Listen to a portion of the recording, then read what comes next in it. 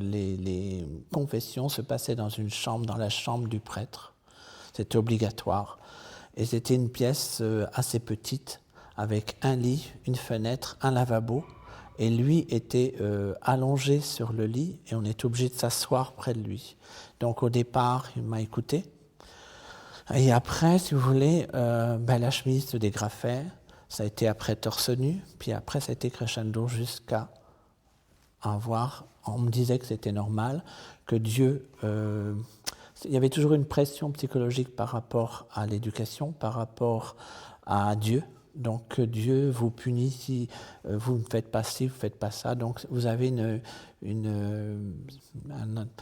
un enseignement qui est fait comme tel que obligatoirement vous tombez dans le panneau, quoi. Et comme j'avais déjà subi des viols, donc il m'a reviolé X fois.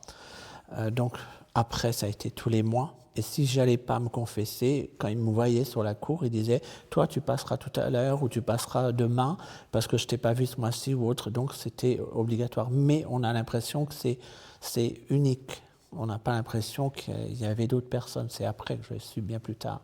Et de là, après, en cinquième, dès la cinquième, j'ai commencé à me mettre en échec scolaire. Il faut savoir que j'étais un enfant timide, très timide, introverti, et ça a accentué tous les travers de timidité et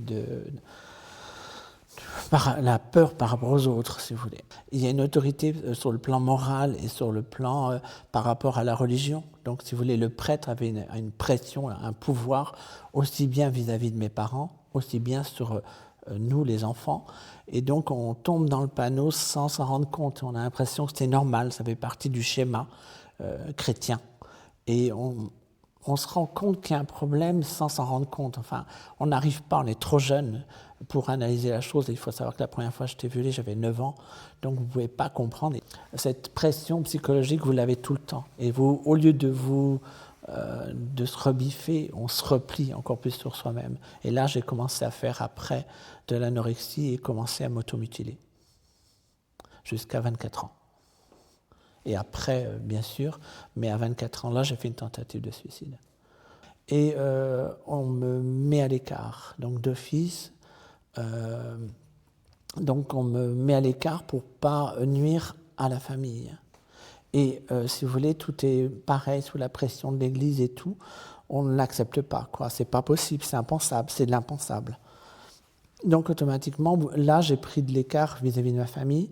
Il a fallu que, là, après, j'ai fait tous les excès inimaginables parce que j'avais vraiment envie de me détruire et j'avais vraiment envie d'aller aux extrêmes. Comme j'étais un enfant introverti, timide, j'ai fait l'inverse pour pouvoir avancer et me détruire, quoi. Et ça détruit toute une part de votre vie. Même arrivé à 64 ans, il y a beaucoup de choses que je ne supporte pas et que je ne pourrai jamais supporter. Telles certaines odeurs, certains sous-vêtements, certaines manières de me serrer dans les bras, de me tenir la tête. C'est une chose que je ne supporte pas qu'on me touche la tête. Pourquoi ? Parce que vous devinez pourquoi, quoi. Tout est feutré, les mots ne sont jamais vraiment posés. Donc, il faut en parler, mais sans en parler. Et c'est ce que je reproche à l'Église. Et on peut pas, l'Église ne pourra pas avancer tant qu'elle sera dans le déni. C'est pas à moi d'avoir honte. C'est à eux, les violeurs, d'avoir honte. Et quand je vois que le troisième prêtre, là, qui est toujours en exercice, qui va être en retraite bientôt, mais lui, il a une belle vie, il s'en sort bien. Bon, c'est sûr, il y a prescription, mais je ne comprends pas qu'il puisse aller donner l'absolution à quelqu'un. L'Église a toujours couvert tout ça, parce que ça se savait, même après, ça s'est su, et on n'a jamais fait quoi que ce soit. Et les dégâts sur les victimes sont énormes, mais vraiment énormes.